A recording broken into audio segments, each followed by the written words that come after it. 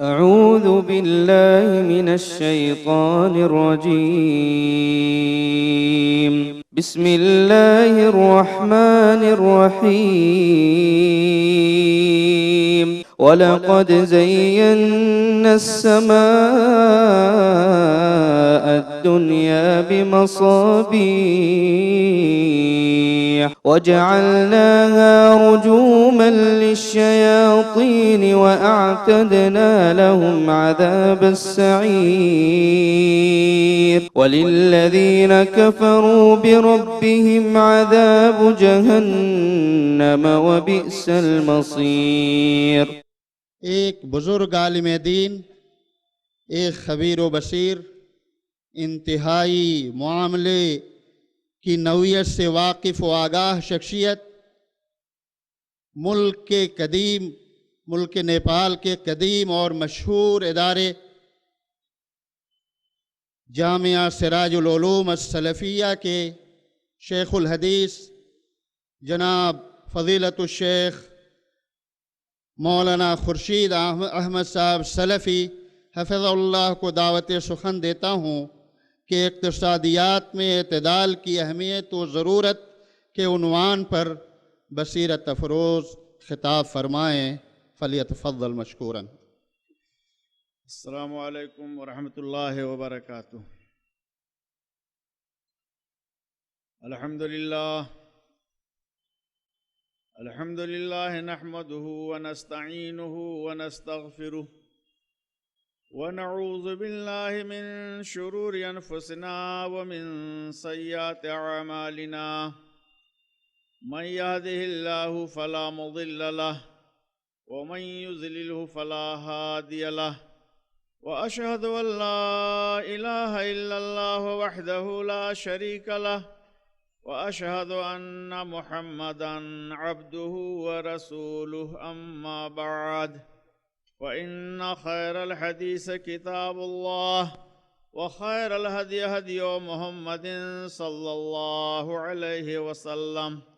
وشر الأمور محدثاتها وكل محدثة بدعة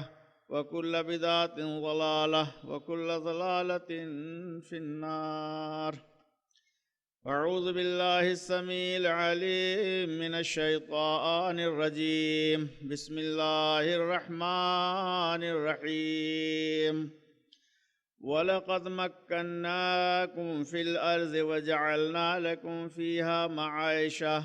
قَلِيلًا مَا تَشْكُرُونَ.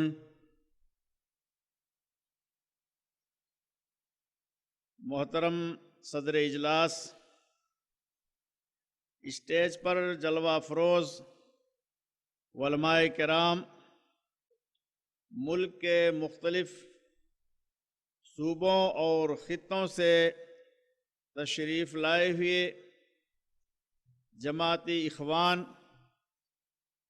اور دینی ملی بھائیوں، کانفرنس کا موضوع ہے اسلامی اعتدال، امن عالم اور فلاح انسانیت کا ضامن. اس موضوع کے حوالے سے آپ حضرات کل ہی سے پرمغز خطابات اور مقالات سماعت فرما رہے ہیں، اور اس موضوع کی وضاحت کتاب و سنت کی روشنی میں ہو رہی ہے. اس وقت میرے سامنے جو موضوع ہے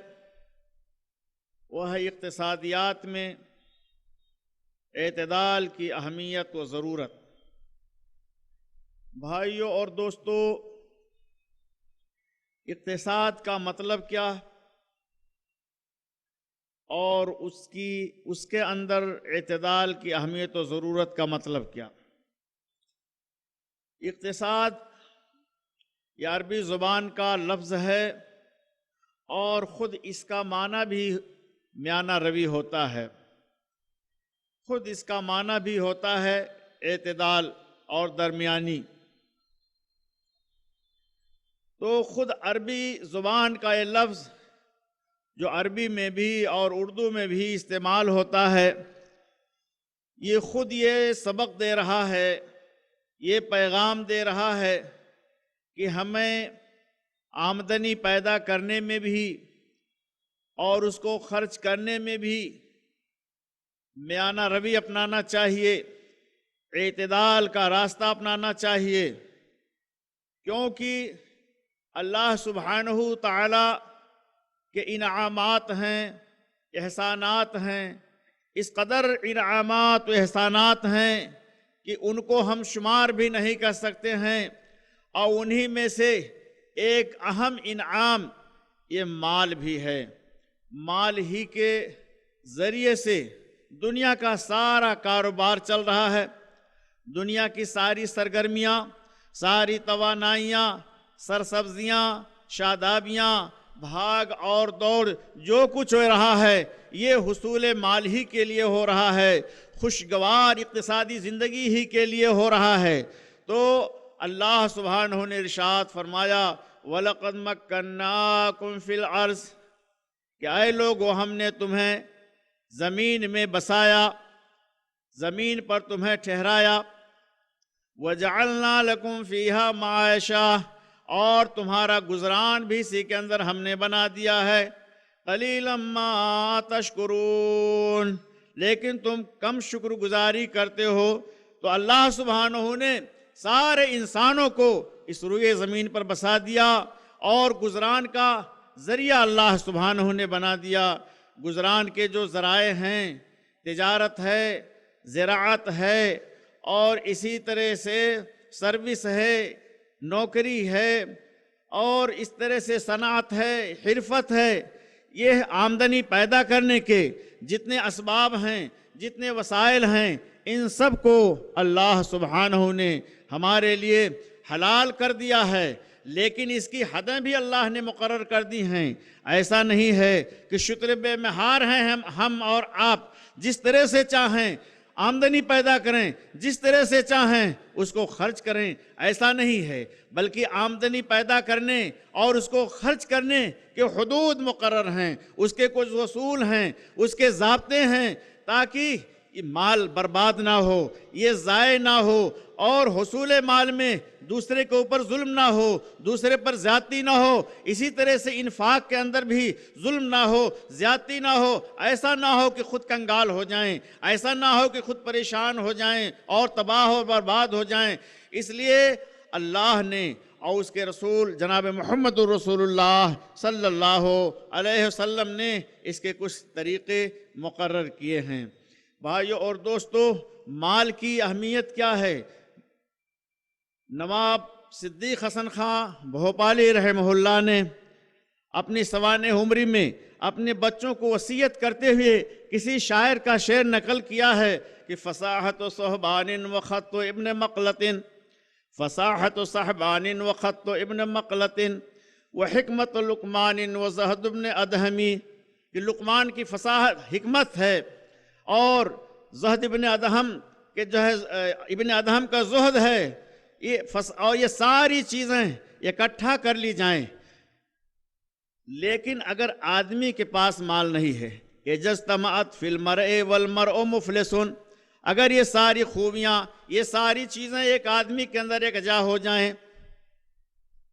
اذا اجتمعت فی المرء والمرء مفلس فلیس لہ قدر علی وزن درہم، تو ایک درہم کے برابر بھی اس کی قیمت نہیں، اس کا وزن نہیں،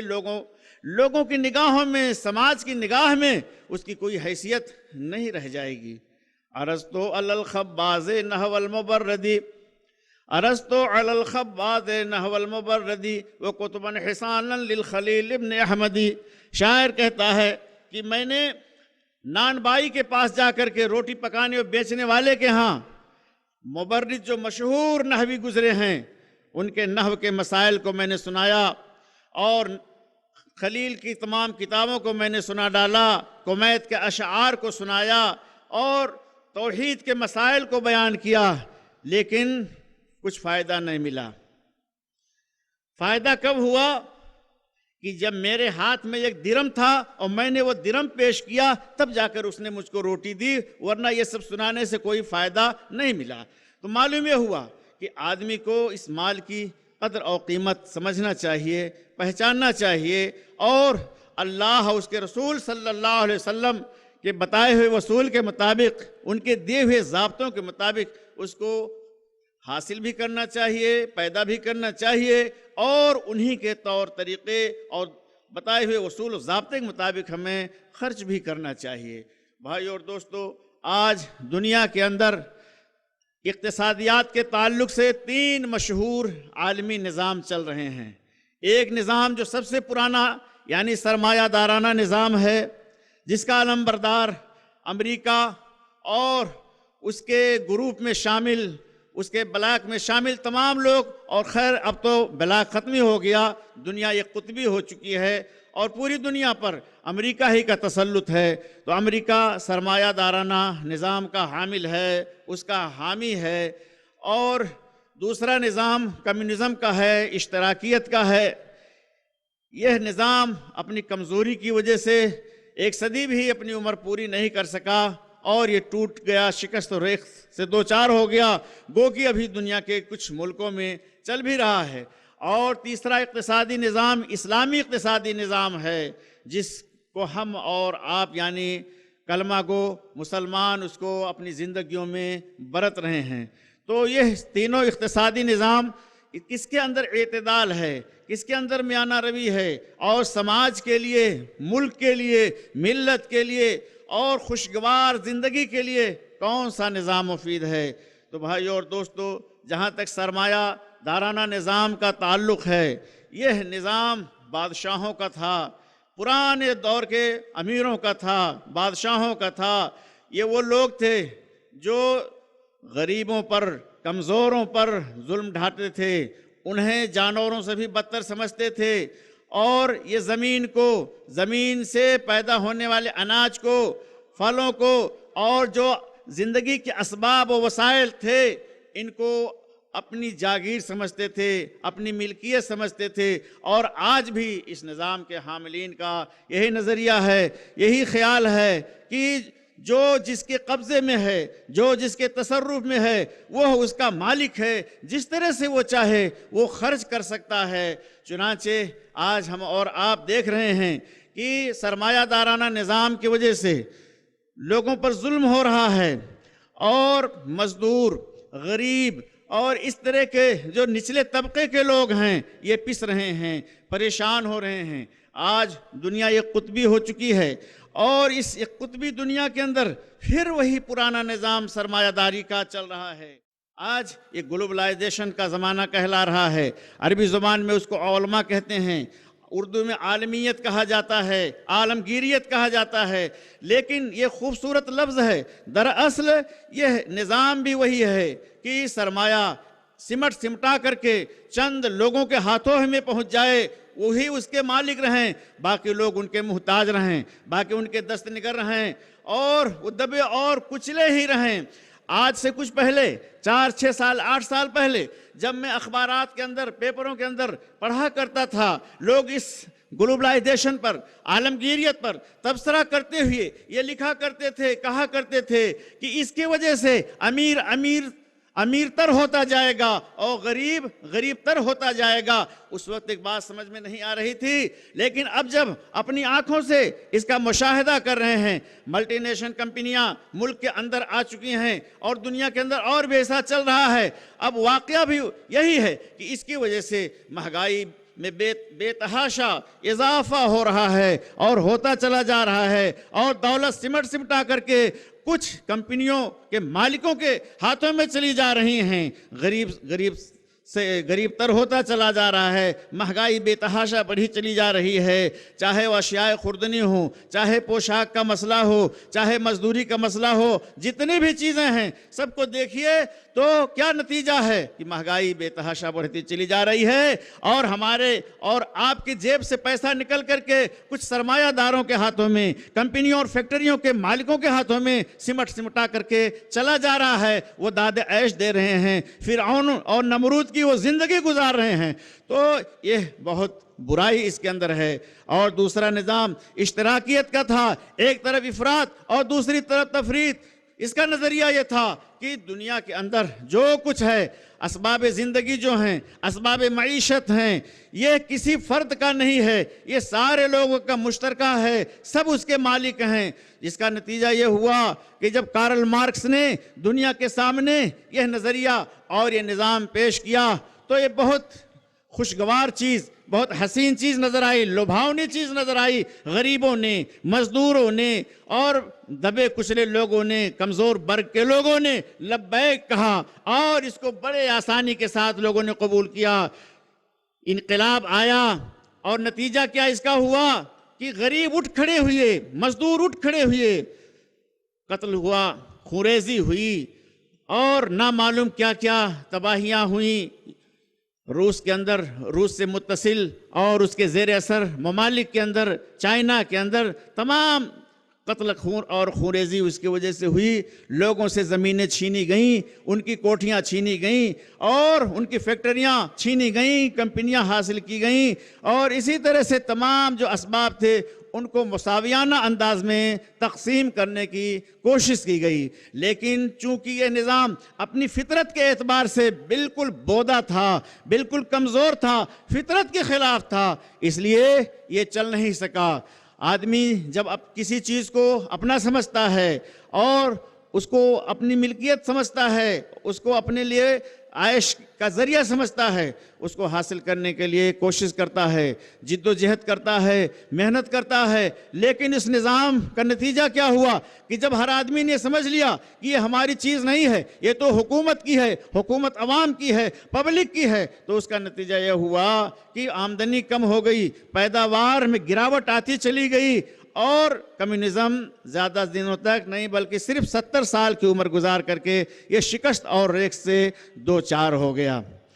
اور اس کے اندر پھر جو مظالم ہوئے یہ تو الگ کہانی ہے۔ تیسرا اقتصادی نظام جو ہے وہ ہمارا اسلامی اقتصادی نظام ہے۔ یہ افراط و تفریط سے پاک ہے، اعتدال کا یہ ضامن ہے۔ یہ ہمیں کیا پیغام دیتا ہے کہ ساری کی ساری چیزیں زمین اور زمین کی پیداوار اور جتنی چیزیں ہیں ان کا حقیقی مالک اللہ ہے۔ اللہ سبحانہ نے ہمیں اور آپ کو اس کا امین بنا دیا ہے اور ہمیں جزوی طور سے اس کا اختیار دیا ہے، لیکن اس کا یہ مطلب بھی نہیں ہے کہ ہم اس میں تصرف نہ کر سکیں، بلکہ ایک اعتدال اور میانہ روی کا راستہ اسلام نے ہم کو دیا کہ محنت کرو، کماؤ، پیدا کرو، پیداوار حاصل کرو، تم اس کے مالک ہو، امین ہو۔ اللہ سبحانہ حقیقی مالک ہے اور تم کو اللہ تعالیٰ نے بطور امانت اسے دے دیا ہے، لیکن اس کو کہاں خرچ کرو؟ جو اسلام کا ضابطہ ہے اپنے اوپر بھی خرچ کرو، اپنے اہل و عیال پر بھی خرچ کرو،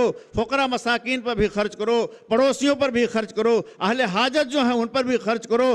غرضے کی اسلام نے دولت کو ایک جگہ نہ سمٹا کر کے، ایک ہاتھ میں نہ اکٹھا کر کے، بلکہ ایک درمیانی راستہ اپنایا کہ دولت تقسیم بھی ہوتی رہے، بڑھتی بھی رہے اور آدمی کا اس پر تصرف بھی رہے، آدمی کا کی اس کے ملکیت میں بھی رہے، اپنے آپ کو وہ امین سمجھے۔ تو اسی چیز کو اللہ سبحانہ نے فرمایا وَجَعَلْنَا لَكُمْ فِيهَا مَعَاشًا، ہم نے تمہارا ذریعے گزر اس میں بنا دیا ہے، لیکن تم کم شکر گزاری کرتے ہو۔ شکر گزاری یہی ہے کہ اللہ سبحانہ کی نعمت ہے، اس کی عطا کردہ چیزیں ہیں، اس کو اس کے دیے ہوئے نظام کے تحت خرچ کرو۔ اس مال کو کس طرح سے خرچ کیا جائے؟ اب یہ اگر تفصیل بیان کی جائے کہ کس طرح سے اسلام میں اقتصادی نظام ہے کہ اس کو کہاں کہاں خرچ کیا جائے تو کافی وقت اس کے لیے درکار ہوگا، لیکن مختصراً آپ سمجھ لیں کہ اللہ سبحانہ نے ایک تو یہ کہ ہمارے مال کے اندر زکوٰۃ کو فرض کر دیا ہے، زکوٰۃ کو فرض کر دیا کہ جب زمین کی پیداوار تمہارے پاس آئے اور تم کو اللہ نے جو سرمایہ دیا ہے اس کے ذریعے سے تجارت کر رہے ہو، بزنس کر رہے ہو، اور جب وہ تمہارے پاس اکٹھا ہو تو اس میں سے خرچ کرو۔ لیکن کتنا خرچ کرو؟ تو مال کے اندر جو زمینی پیداوار ہے، پیداوار کے وقت اللہ نے اس کا حکم دیا وَآتُوا حَقَّهُ يَوْمَ حَصَادِهِ، جب کھیتی کٹ جائے، پک کر تیار ہو جائے، کٹ جائے، تمہارے کھلیہان میں آ جائے، تمہارے پاس آ جائے، تو اللہ سبحانہ نے جو عشر یا نصف عشر فرض کیا ہے اس کو تقسیم کر دو، بیت المال کے حوالے کر دو، فقراء مساکین میں، اہل حاجات میں اور دینی مدارس میں اس کو خرچ کرو۔ اس طرح سے ایک حصہ مال کا نکل گیا۔ اب آدمی کے اندر بخل نہیں رہ گیا کہ وہ اس کو مکمل طور سے اپنی ملکیت سمجھے اور اس میں سے ایک پیسہ کسی پر نہ خرچ کرنا چاہے، بلکہ اسلام نے نظام رکھا کہ ہمیشہ ہر دور میں سماج کے اندر اور معاشرے کے اندر کمزور قسم کے لوگ ہوں گے، فقراء ہوں گے، مساکین ہوں گے، ایتام ہوں گے، بیوگاں ہوں گی، اور اسی طرح سے اور دیگر حاجت مند لوگ ہوں گے، تو اپنے آمدنی کا، اپنے مال کا ایک حصہ اس کو نکالا جائے، اللہ کے راستے میں خرچ کیا جائے۔ تو زکوٰۃ کا ایک نظام ہے مکمل طور سے، جس کی تفصیلات کتب احادیث میں کتاب الزکوٰۃ کے اندر موجود ہیں۔ اسی طرح سے عام انفاق کا بھی قرآن کریم نے حکم دیا، متقین کی صفت بتایا کہ والذین ينفقون، اللہ تعالیٰ کے دیے ہوئے مالوں میں سے وہ خرچ کرتے ہیں، اللہ کے مالوں میں سے وہ خرچ کرتے ہیں، عطیات کے طور پر دیتے ہیں، صدقات کے طور پر دیتے ہیں، اور جہاں بھی ضرورت محسوس ہوتی ہے اپنے مال سے وہ خرچ کرتے ہیں۔ اسی طرح سے میرے بھائیوں اور دوستوں، کفارات کے ذریعے سے مال خرچ کرنے کا حکم دیا گیا، غلاموں اور لونڈیوں کو آزاد کرنے کا حکم دیا گیا، اور بھی دیگر تمام طریقے بتلائے گئے ہیں مال کو خرچ کرنے کے لیے۔ تو یہ اسلامی اقتصادی نظام ہے۔ اس اقتصادی نظام کے اندر بڑی خوبیاں ہیں۔ تو اس کو اللہ سبحانہ نے جو مال دیا ہے مسلمانوں کو، جو مال دیا ہے ہمیں اور آپ کو، اس کے متعلق یہ بھی حکم دیا کہ درمیانی راستہ اپنا، وَلَا تُؤْتُوا السُّفَهَاءَ أَمْوَالَكُمُ الَّتِي جَعَلَ اللَّهُ لَكُمْ قِيَامًا، اور جو تمہارا مال ہے اللہ نے تمہیں عطا کیا ہے، وہ مال سفہا کے حوالے نہ کرو، بیوقوف لوگوں کو نہ دیا کرو، جو کمزور ذہن کے ہیں، کم عقل لوگ ہیں، چھوٹے بچے ہیں یا عورتیں ہیں کہ جو اس کی اہمیت کو نہیں سمجھ رہی ہیں، جو مال کہاں خرچ کرنا چاہیے، کس کو دینا چاہیے، تو ان کو نہیں معلوم ہے، لہٰذا بیوقوفوں کو مال نہ دیا کرو۔ یہ اللہ سبحانہ نے ایتام کے تعلق سے قرآن کریم میں کچھ احکامات نازل کیے ہیں، تو وہیں فرمایا گیا وَلَا تُؤْتُوا السُّفَهَاءَ أَمْوَالَكُمُ الَّتِي جَعَلَ اللَّهُ لَكُمْ قِيَامًا، کہ اپنے مالوں کو تم بیوقوفوں کے حوالے نہ کرو، کم عقلوں کو نہ خرچ کرو۔ اور مال کے متعلق بھی کیا بیان کیا کہ جس کو اللہ تعالیٰ نے تمہارے لیے قیام بنایا ہے، جس کے ذریعے سے تم قائم ہو، جس کے ذریعے سے تمہاری زندگی برقرار ہے، جس کے ذریعے سے تم ترقی کر رہے ہو، آگے بڑھ رہے ہو، تو یہ وجہ معاش ہے، وجہ گزران ہے مال، لہذا بیوقوفوں کو یہ نہ دیا کرو۔ اللہ سبحانہ نے جہاں ایک طرف خرچ کرنے کا حکم دیا ہے، انفاق کی ترغیب دی ہے، اور قرآن میں اور احادیث میں انفاق فی سبیل اللہ کی ترغیب دے کر کے اجر و ثواب کی خوشخبری دی گئی ہے، وہیں اللہ تعالیٰ نے فرمایا درمیانی راستہ اپنانے کا حکم دیا کہ ان المبذرین کانوا اخوان الشیاطین وکان الشیطان لربہ کفورا، فضول خرچی کرنے والے شیطان کے بھائی ہیں، اور شیطان اپنے رب کا ناشکرا تھا۔ تو مال کو شیطان کے طریقے پر، شیطان کے وسوسے کے مطابق، شیطان کے ورغلانے اور بہکانے کے مطابق فضول کاموں میں، بیجا کاموں میں اس کو نہ خرچ کرو۔ وَلَا تَجْعَلْ يَدَكَ مَغْلُولَةً إِلَىٰ عُنُقِكَ وَلَا تَبْسُطْهَا كُلَّ الْبَسْطِ، فرمایا اللہ سبحانہ نے نہ تو ہاتھ بالکل بند کر لو، نہ تو ہاتھ بالکل باندھ لو کہ ایک پیسہ بھی نہ خرچ کرو۔ کوئی بیمار تمہارے سامنے تڑپ رہا ہے، کوئی بھوکا تڑپ رہا ہے، کوئی پریشان حال ہے، ایک پیسہ اس کو نہ دو، اور نہ یہی کہا کہ ہاتھ بالکل کھول دو کہ جو کچھ تمہارے جیب میں ہے، جو کچھ تمہارے بینک بیلنس میں ہے سب اڑا کر کے خرچ کر دو۔ نہیں، درمیانی راستہ اپناؤ، اپنا بھی خیال رکھو، بیوی بچوں کا بھی خیال رکھو، آگے بڑھنے کا بھی خیال رکھو، اور سماج کے لوگوں کا بھی خیال رکھو۔ میرے بھائی اور دوستو، مال کے تعلق سے ہر آدمی کے اندر ایک حرص بھی پائی جاتی ہے، مال اکٹھا کرنے کی، مال جمع کرنے کی حرص بھی پائی جاتی ہے۔ بخاری شریف کے اندر روایت ہے، رسول اکرم صلی اللہ علیہ وسلم ایک دن نماز فجر پڑھا کر کے مسجد نبوی سے نکل رہے تھے۔ حضرت ابو عبیدہ بن جراح رضی اللہ تعالیٰ عنہ، مشہور و معروف صحابی رسول، جن کو رسول اللہ صلی اللہ علیہ وسلم نے امین الامہ کے معزز لقب سے ملقب فرمایا تھا، وہ بحرین سے مال لے کر کے آئے تھے۔ جب رسول اللہ صلی اللہ علیہ وسلم نماز فجر پڑھا کر کے نکلنے لگے تو انصار آپ کو چھیڑنے لگے۔ آپ نے فرمایا کہ معلوم ہو رہا ہے کہ آپ لوگوں کو ابو عبیدہ کی آمد کا حال معلوم ہو گیا ہے۔ انہوں نے کہا ہاں اللہ کے رسول صلی اللہ علیہ وسلم۔ آپ نے فرمایا فَأَبْشِرُوا وَأَمِّلُوا، تمہارے لیے بشارت ہے اور تم پر امید رہو کہ یہ مال تمہارے درمیان ہی خرچ کیا جائے گا، تمہارے اوپر بھی خرچ کیا جائے گا، کیونکہ رسول اللہ صلی اللہ علیہ وسلم کی زندگی زہد و قناعت کی زندگی تھی۔ آپ اپنے لیے مال اکٹھا نہیں کرتے تھے، آپ اپنے لیے مال جمع نہیں کرتے تھے، اور یہ ایک باب ایسا ہے حضور کی زندگی کا، آپ کی سیرت کا ایک ایسا پہلو ہے کہ اگر آپ کے رسالت کی صداقت پر گفتگو کی جائے تو اور تمام دلائل و براہین کو چھوڑ کر کے صرف ایک ہی پہلو ہے کہ رسول اللہ صلی اللہ علیہ وسلم کی صداقت اور آپ کے رسالت کی صداقت لوگوں پر اظہر من الشمس ہو جائے گی، کیونکہ جو حکمراں ہوتے ہیں، جو اہل مناصب ہوتے ہیں، یقیناً وہ مال حاصل کرنے کے لیے کوشش کرتے ہیں، اور آج ہم اور آپ اپنے ملک میں یا بیرون ملک میں دیکھ رہے ہیں کہ مال کے حوالے سے، مال کے تعلق سے کیا کچھ ہو رہا ہے، کتنا گھپلا ہے، کتنا گھوٹالہ ہے۔ لیکن رسول اللہ صلی اللہ علیہ وسلم کی زندگی اس سے بالکل پاک صاف تھی، مبرہ تھی۔ آپ تو اللہ کا کلمہ بلند کرنے کے لیے دنیا میں تشریف لائے تھے، بندوں کا تعلق اللہ سے جوڑنے کے لیے تشریف لائے تھے، آپ مال جمع کرنے کے لیے نہیں آئے تھے، اور آپ کا مطلوب یہ دنیاوی زندگی نہیں تھی کہ صرف دنیاوی زندگی کے لیے آپ سب کچھ کریں، اپنا عیش و عشرت کا سامان پیدا کریں، اپنے اہل و عیال کے لیے عیش و عشرت کا سامان پیدا کریں، ایسا کچھ نہیں تھا۔ تو بہرحال رسول اللہ صلی اللہ علیہ وسلم کے زہد و قناعت کے تعلق سے کتب احادیث میں بہت سے واقعات موجود ہیں، وقت اجازت نہیں دیتا ہے کہ میں اس پر روشنی ڈالوں۔ بہرحال اللہ کے رسول صلی اللہ علیہ وسلم نے اس موقع پر صحابہ کرام کو مخاطب کرتے ہوئے فرمایا تھا مل فقر اخشی علیکم ولکن اخشی علیکم الدنیا، کہ اے میرے صحابہ، میں فقر و فاقہ اور تنگی سے نہیں ڈرتا ہوں کہ تنگ دستی کی وجہ سے تم پریشان ہو جاؤ گے، تمہارا ایمان برباد ہو جائے گا، ایسی بات نہیں ہے۔ ولکن اخشی علیکم الدنیا، میں دنیا سے ڈرتا ہوں، کہیں ایسا نہ ہو جائے کہ تم دنیا کمانے میں، دنیا حاصل کرنے میں پہلے لوگوں کی طرح مسابقت کرو، مقابلہ کرو اور دوڑ دھوپ کرو، فتہلککم کما ہلکہم، تو دنیا تمہیں بھی اسی طرح سے ہلاک کر دے جیسے کہ پہلے کے لوگوں کو اس نے ہلاک کر دیا تھا۔ اور پہلے کے لوگوں کے ہلاکت کے واقعات اور داستان بھی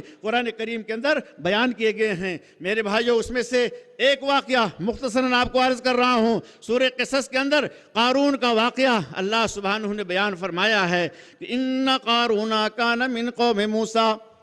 قارون یہ موسیٰ کی قوم میں سے تھا، فبغى علیہم، تو اس نے ان لوگوں پر ظلم کیا، زیادتی کیا، اور اس کو اللہ تعالیٰ نے نوازا تھا، اتنا زیادہ نواز رکھا تھا، اتنی دولت دے رکھی تھی کہ جس کے متعلق خود قرآن ناطق ہے کہ اس کے پاس صرف خزانوں کی کنجیاں اتنی زیادہ تھیں کہ ان کنجیوں کو اٹھانے کے لیے طاقتور لوگوں کی ایک ٹیم درکار ہوا کرتی تھی، ایک پوری ٹیم صرف کنجیاں اٹھایا کرتی تھی، اتنی زیادہ دولت اس کے پاس تھی۔ لوگ دیکھ دیکھ کر کے اشاش کرتے تھے، رشک کرتے تھے، اور ایک موقع پر جب وہ کسی تیوہار کے موقع پر، کسی تقریب کے موقع پر بڑی شاہانہ ٹھاٹ باٹ سے نکلا تو لوگ رش کرنے لگے کہ کاش کہ ہمارے پاس بھی ایسا ہی کچھ ہوتا، ہم بھی ایسے ہی ٹھاٹ باٹ سے نکلتے۔ لیکن اللہ سبحانہ لوگوں نے اس کو نصیحت کی کہ احسن کما احسن اللہ الیک، کہ تم بھی احسان کرو جیسے اللہ تعالیٰ نے تمہارے اوپر احسان کیا ہے، اللہ نے تم کو نوازا ہے تو تم بھی لوگوں کو نوازو۔ لیکن وہ کیا کہتا تھا کہ انما اوتیتہ علی علم عندی، کہ یہ تو میرے پاس ایک ہنر ہے، ایک علم ہے، اس علم کی بنا پر یہ دولت مجھے حاصل ہوئی ہے۔ مفسرین کرام نے علی علم عندی کا کئی ایک معنی بیان کیا۔ ایک تو یہ کہ اللہ سبحانہ نے مجھ کو اس کا مستحق جانا کہ میں اس کا مستحق ہوں، حقدار ہوں، تب اللہ تعالیٰ نے مجھے یہ دولت دی ہے۔ اور دوسرے بعض لوگوں نے گو کہ یہ قول مرجوح ہے، ضعیف ہے، کہ علم کیمیا اسے حاصل تھا، وہ کیمیا کے ذریعے سے سونا بنا لیا کرتا تھا، لوہے اور تمام چیزوں کو، جس کی وجہ سے اس کے پاس بہت زیادہ خزانہ تھا۔ لیکن ہوا کیا، جب حضرت موسیٰ علیہ السلام نے اور لوگوں نے جب اس کو نصیحت کی کہ اللہ کے راستے میں تم خرچ کرو، ظاہر بات ہے کہ اچھی بات تھی، بہترین بات تھی، اور اللہ کہ مرضی کی بات تھی، اس کے سمجھ میں یہ بات نہیں آئی. اس نے کیا کام کیا؟ ایک فاحشہ عورت کو اس نے تیار کر لیا حضرت موسیٰ کو رسوا کرنے کے لیے، حضرت موسیٰ کو قوم کے سامنے ذلیل کرنے کے لیے، ان کی زبان پر تالا لگانے کے لیے کہ پھر یہ موسیٰ ہم کو اس طرح کی کوئی نصیحت نہ کرے. ایک فاحشہ عورت کو اس نے تیار کر لیا. اور جب ایک تقریب کے موقع پر موسیٰ علیہ السلام اپنے قوم کے لوگوں کو واض و نصیحت کر رہے تھے، سمجھا رہے تھے، وہ علی رؤوس الاشہاد وہ عورت آ کر کے فاحشہ عورت حاضر ہوئی اور کہا، اے موسیٰ میری اجرت نہیں دو گے؟ میرے ساتھ جو تم نے منہ کالا کیا تھا اس کی اجرت نہیں دو گے؟ حضرت موسیٰ علیہ السلام نے اس کو ڈانٹا. جلالی نبی تھی اور انہوں نے اللہ تعالیٰ سے قارون کے لیے بد دعا کی. تو اللہ نے بیان کیا، فَخَسَفْنَا بِهِ وَبِدَارِهِ الْأَرْضَ فَمَا كَانَ لَهُ مِنْ فِئَةٍ يَنْصُرُونَهُ وَمَا كَانَ مِنَ الْمُنْتَصِرِينَ. تو ہم نے قارون کو زمین کے اندر اس کے خزانوں کے ساتھ دھسا دیا، وہ دھستا چلا جا رہا ہے زمین کے اندر. فما کان لہ من فئۃ ینصرونہ، کوئی جماعت اس کی مدد کے لیے نہیں آئی اور وہ بذات خود اپنی بھی کوئی مدد نہیں کر سکا. تو یہ مار جو حرص ہے کہ جس کی وجہ سے آدمی تباہ ہو جاتا ہے، برباد ہو جاتا ہے اور لوگوں کی نظروں میں اس کی عزت اور اس کی اوقات بھی ختم ہو جاتی ہے. میرے بھائیو اور دوستو، تو اسلامی میں ختم کر رہا ہوں، ٹھیک ہے. اسلامی اقتصادی نظام کی خوبصورتی جو ہے اور طبیعت انسانی اور فطرت انسانی کے جو مطابق ہے، سماج کے مطابق ہے، اس پہ علامہ اقبال کی جو مجلس شورا ہے، ایک خیالی نظم ہے، اس کے اندر شیطان شکوہ کر رہا ہے اسلامی اقتصادی نظام کے متعلق. اپنے چیلوں سے کہتا ہے، کرتا ہے دولت کو ہر آلودگی سے پاک صاف، کرتا ہے دولت کو ہر آلودگی سے پاک صاف، منعموں کو مال و دولت کا بناتا ہے امین. اس سے بڑھ کر اور کیا فکر و عمل کا انقلاب،